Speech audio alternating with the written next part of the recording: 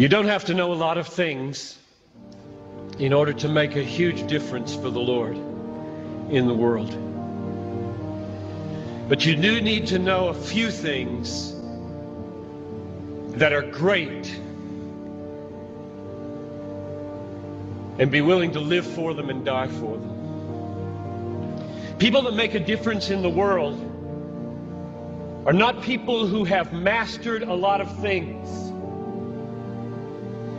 They are people who have been mastered by a very few things that are very, very great.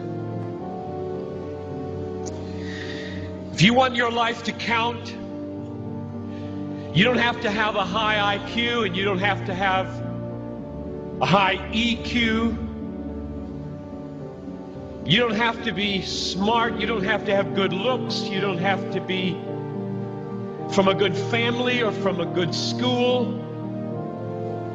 You just have to know a few basic, simple, glorious, majestic, obvious, unchanging, eternal things and be gripped by them and be willing to lay down your life for them, which is why anybody in this crowd can make a worldwide difference, because it isn't you, it's what you're gripped with.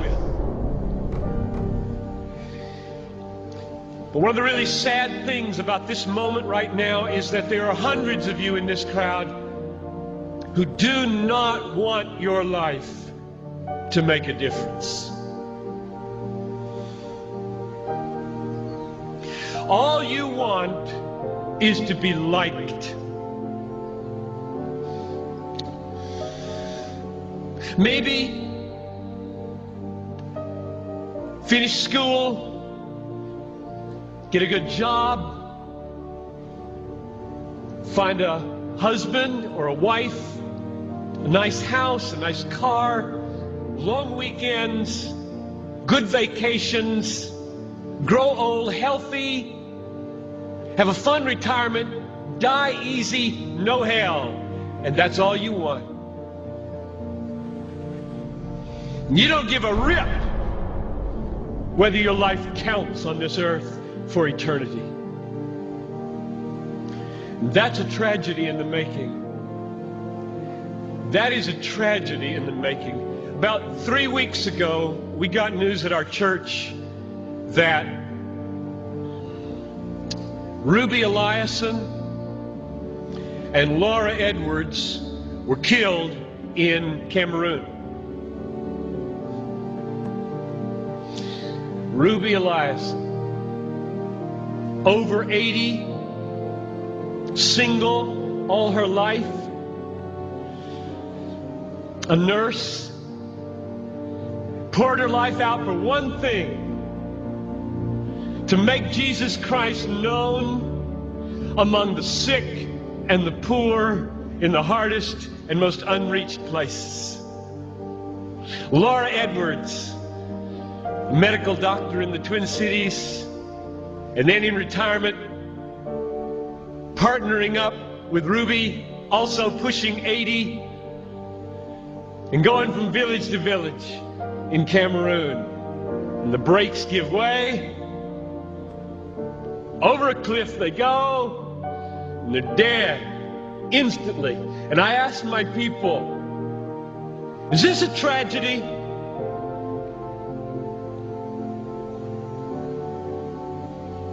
Two women